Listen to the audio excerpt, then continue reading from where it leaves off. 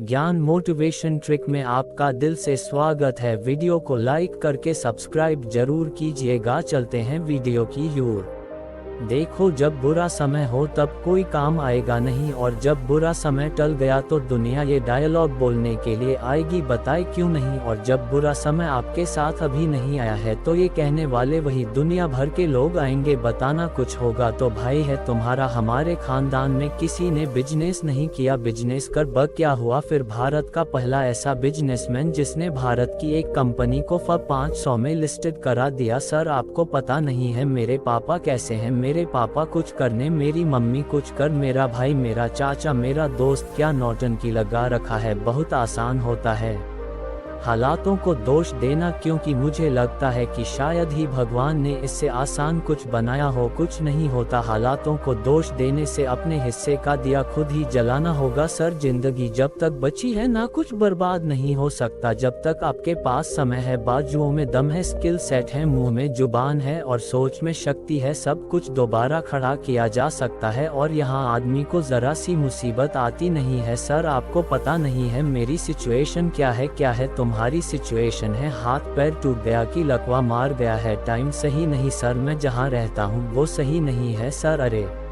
तुम्हारे साथ कुछ भी सही है नाना, भरोसे पहलवानी ना हो के तरह, मुसीबतों से घबराना नहीं टकराना सीखो सर। जब हालातों से लड़ते लड़ते टूट के बिखर जाओगे ना, समझ लो समय आ गया है अब निखर जाओगे। मरने वाले हो भैया, एक पाँव गड्ढे में, आप 2 साल बाद निपट जाओगे। क्या करने के लिए बचा है आपके पास, मान लो काम कर रहे हो, रुपए लाख महीना कमाने के लिए कोई पीछे से आएगा। अरे कहाँ यह सब चक्कर में पड़े, 10,000 की नौकरी हम लगा देंगे ना, हमारा नौकरी हमारे चाचा ने लगाया जी दिन। ये बोलना शुरू कर दिया ना कि मेरी बर्बादी का कारण मैं खुद हूँ सर। कल को आबाद भी खुद ही बन जाओगे सर। जिगरा चाहिए, कलेजा चाहिए, उन सब को मना करने के लिए दुनिया को आपकी सिर्फ कमजोरियां, आपकी सिर्फ कमियां ही दिखेगी। लेकिन उस वक्त भरोसा रखना है आपको अपनी स्ट्रेंथ पर, अपनी मजबूती पर। लड़के की ये कहानी है, पैदा होने के कुछ टाइम बाद ही एक साइड इसका फेस पैरालाइज हो गया, एक साइड फेस से। और अब देखो भाग्य का खेल, कुछ साल बाद ही इसके माँ बाप का डाइवोर्स भी हो गया। तो किसी तरीके से बचपन से ही थोड़ा बहुत काम धाम करके इसने अपना पालन पोषण किया, और धीरे धीरे इसमें ना फिल्मों का थोड़ा शौक पनपने लग गया, फिल्मों में काम करने के लिए, और फिल्मों में छोटा मोटा काम ये करने भी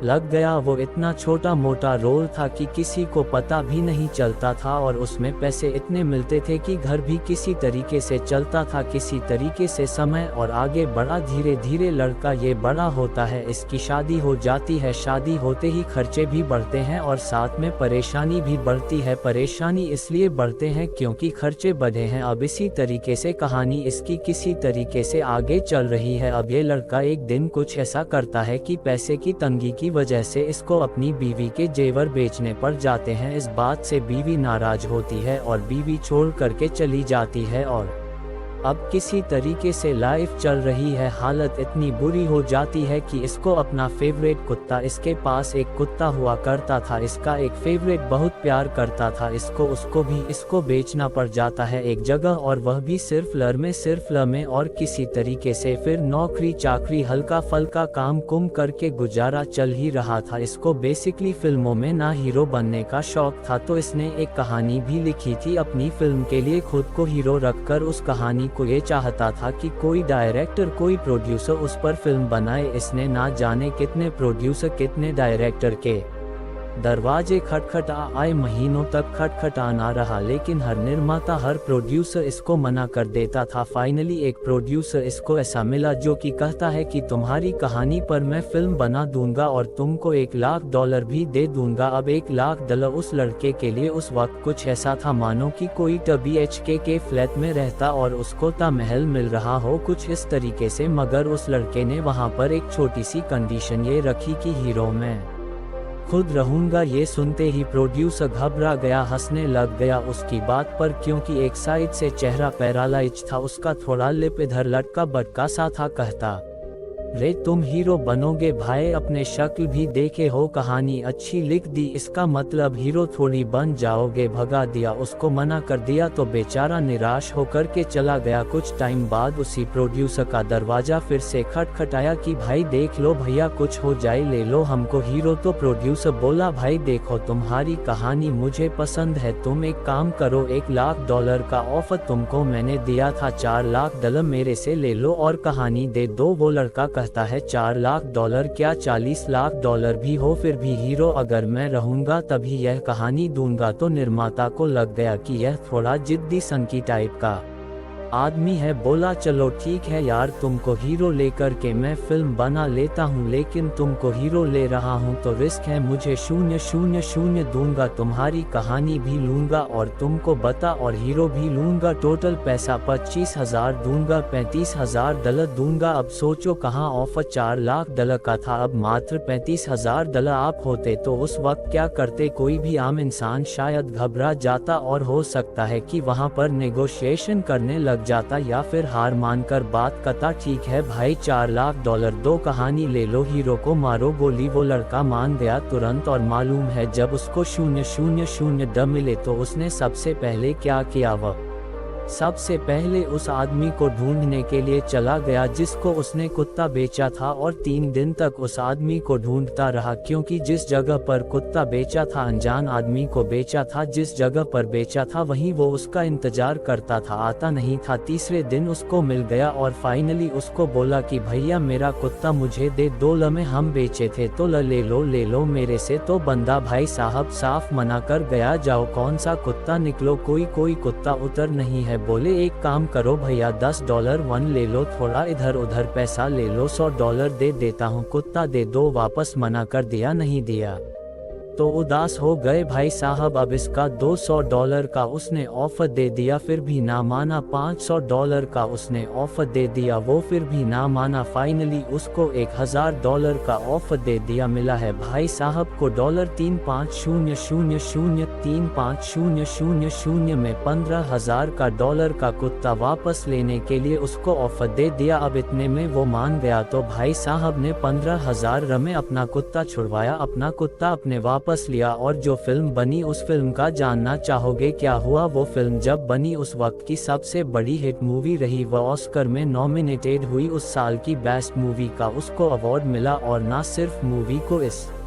लड़के को उस साल का बेस्ट एक्टर का भी अवार्ड मिला। और उस टाइम पर उस पूरे साल की सबसे ज्यादा कमाई करने वाली वह मूवी बनी। मूवी का नाम था रॉकी और उस लड़के का नाम था सिल्वेस्टर स्टेलन। अब इस पूरे वाक्य से मुझे कुछ चीज सीखने को मिलती है। पहली चीज, नेवर गिव अप। आप जिस गोल जिस लक्ष्य के लिए काम कर रहे हो ना सर, उसमें ना रिजेक्शन आपको खूब मिलेंगे, लोग कमियां निकालने वाले खूब सामने आएंगे। उसको भी कितने लोगों ने कहा, कितने निर्माता ने पहले तो कहानी में दोष, और जिसको कहानी समझ आई उसके चेहरे में दोष, जिसको चेहरा समझ आया उसके हीरो होने पर दोष, उसके एक्टिंग होने पर दोष। तो दुनिया आपकी कमी निकालने पर काम करेगी। दुनिया कभी नहीं चाहेगी कि आप कामयाब हो जाओ, क्योंकि दुनिया को आपकी सिर्फ कमजोरियां, आपकी सिर्फ कमियां ही दिखेगी। लेकिन उस वक्त भरोसा रखना है आपको अपनी स्ट्रेंथ पर, अपनी मजबूती पर। रिजेक्शन से कोई इंसान नहीं बच रखता, कभी भी नहीं। लोग मना करेंगे और रिजेक्शन जैसे आपको मिलता चला जाता है। ना इसने भी मना कर दिया, उसने मना कर दिया, उसने मना कर दिया, उसने मना कर दिया। मेरा सामान कोई नहीं ले रहा, मेरा काम कोई नहीं कर रहा, मेरे साथ जंग कोई नहीं हो रहा। सर इसके साथ प्रेशर भी बनेगा। सोच के देखो, उसके पास पैसे नहीं है, बीवी छोड़ के जा चुकी है, उसका प्रिय कुत्ता छोड़ के जा चुका है, क्या हालत रही होगी। $1,00,000 के ऑफर को मना कर दिया, उसके बाद $4 लाख के डॉलर को भी मना किया। इसका मतलब एक और चीज समझ में आती है, तो जब हम किसी बड़े गोल के लिए काम कर रहे होते हैं ना, तो हमारे को बीच में छोटे मोटे ऑफर देने वाले बहुत सारे लोग आते हैं। छोटे मोटे ऑफर हमारे को बहुत आते हैं। उस ऑफर का मतलब यह होता है कि बड़े लक्ष्य दूरी, आप मान लो काम कर रहे हो ₹1,00,000 महीना कमाने के लिए, 20 लाख महीना कमाने के लिए, और उसमें दिक्कतें आ रही है, कोई पीछे से आएगा, अरे कहाँ, यह सब चक्कर में पड़े 10,000 की नौकरी हम लगा देंगे ना, हमारा नौकरी हमारे चाचा ने लगाया, तुम्हारा भी बोलो तो चाचा से बोल दे लगा देंगे 10 जना, बढ़िया हो जाएगा, नौकरी कामम सही हो जाएगा। कहाँ इन सब चक्कर में पड़े हो, कभी कोई चाचा आएगा, कोई कुताव आएगा, कोई भाई आएगा, कोई दोस्त आएगा, 10,000 की नौकरी 15,000 की नौकरी ये वाला काम कर लो, अरे वहाँ लगवा देंगे, हमारा चलता है, विधायक जी को बोल करके एक पेपर का जरूरत है, हो जाएगा काम सर, जिगरा चाहिए, कलेजा चाहिए, उन सबको मना करने के लिए, ना करने के लिए खुद पर इतना भरोसा होना चाहिए कि 10 लाख महीना 20 लाख महीना के लिए काम कर रहे हैं तो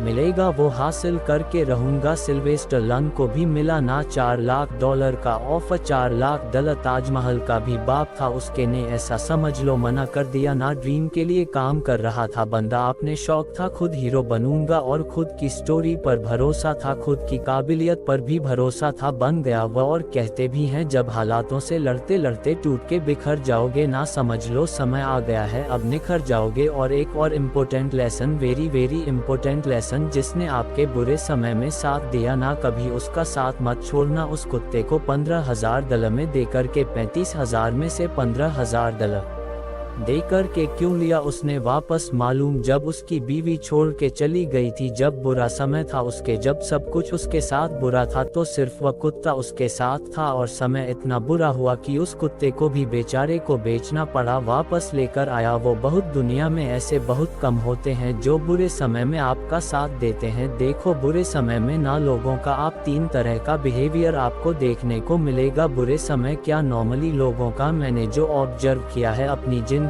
से, 3 तरह का बिहेवियर आपको देखने को मिलेगा अक्सर। जो इर्द गिर्द आपके लोग होते हैं ना, ये डायलॉग आपको अक्सर सुनने को मिलेगा या मिला होगा, ना जाने कितनी बार और कितने लोगों से यह डायलॉग आपको सुनने को मिलेगा निश्चित, और मिला है तो मुझे बताना जरूर। पहले लोग कहेंगे कभी भी जरूरत पड़े तो बताना, भाई है तुम्हारा तुम्हारा भाई, कभी भी किसी चीज की जरूरत पड़े रात को 2 बजे फोन मलोगे हाजिर हो जाएगा, किसी चीज की जरूरत पड़े मैं हूं ना। एक यह डायलॉग बहुत बार सुना होगा, और गलती से भगवान ना करे ऐसा टाइम आ गया, बुरा समय आ गया जब आपको किसी की जरूरत है, चाहे पैसों की जरूरत हो, चाहे मदद की जरूरत, किसी चीज की जरूरत हो, और आपने उसको बुलाया, उसको फोन मारा, अरे यार अभी जमीन का रजिस्ट्री कराना था तो 20 लाख उसमें दे दिए, वो अभी बताते यार 2 दिन पहले बोले होते ना काम करा देते, अभी तो मुश्किल है, या किसी भी तरह की हेल्प में देखोगे अभी इतना अचानक बोल दिया यार, अरे बस कल शाम को अगर बोल दिए होते ना तो इंतजाम कर देते, और जब समय निकल जाएगा बुरा समय आपका, और मान लो उस आदमी को आपने नहीं बोला था अपने बुरे समय में, और आप बताओगे कि मेरे साथ ऐसा बुरा समय आया था तो किसी तरीके से मैनेज कर लिए, बोले अरे यार बताओ कितना बेवकूफ आदमी हो तुम, तुम्हारे साथ इतना बुरा हो गया, बताए क्यों नहीं एक फोन